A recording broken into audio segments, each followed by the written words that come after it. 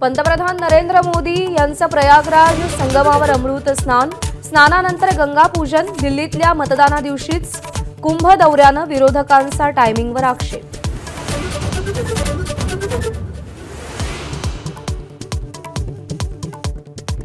दिल्ली विधानसभेसाठी मतदानाला वेग, राष्ट्रपती द्रौपदी मुर्मू, विरोधी पक्षनेते राहुल गांधी, सोनिया गांधी यांच्यासह केजरीवाल यांनीही मतदानाचा हक्क बजावला।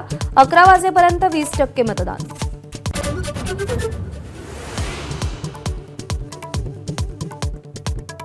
मुख्यमंत्री फडणवीस बीड दौऱ्यावर, धस यांच्या आष्टीमध्ये साठवण तलावाचं भूमिपूजन, मच्छिंद्रगडावरही कार्यक्रम, पंकजा मुंडेंची उपस्थिती। मोतीबिंदूच्या ऑपरेशनमुळे धनंजय मुंडे मात्र मुंबईतच।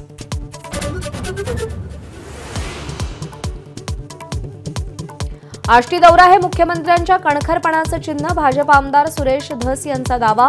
पंकजा मुंडेंचंही स्वागत करणार, शासकीय कार्यक्रमात राजकीय कलगीतुरा न करण्याची भूमिका।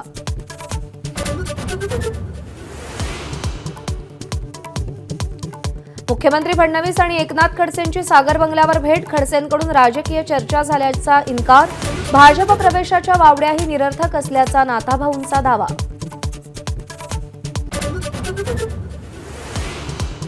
वर्षा बंगल्यावर रेड्याचं शिंग पुरल्याच्या आरोपावर शिंदेंची शिवसेना आक्रमक, अंधश्रद्धा पसरवल्याबद्दल गृह खात्यानं संजय राऊतांवर गुन्हा दाखल करावा, शंभूराज देसाईंची मागणी।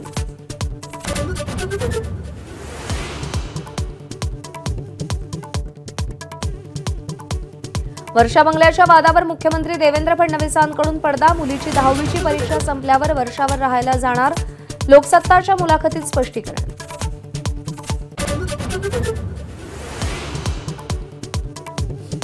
रामराजे नाईक निंबाळकरांचे चुलत भाऊ संजीवराजे नाईक निंबाळकरांच्या घरावर इन्कम टॅक्सचा छापा, सकाळी 6 पासून फलटणसह मुंबई पुण्याच्या घराची झाडाझडती। पुण्यातल्या बिबवेवाडीत 50 पेक्षा जास्त वाहनांची तोडफोड करणाऱ्या तिघांना वेल्ह्यात अटक, पोलिसांकडून बिबवेवाडीतच तोडफोड करणाऱ्यांची धिंड।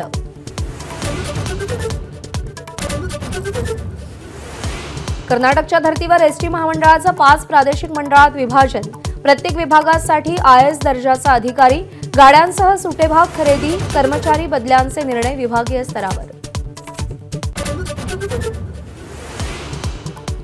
गोंडी भाषेतून शिक्षणाची सुविधा देणाऱ्या राज्यातील एकमेव शाळेची अस्तित्वासाठी लढाई, शिक्षण विभागाविरोधात धानोरी ग्रामसभेची न्यायालयात धाव।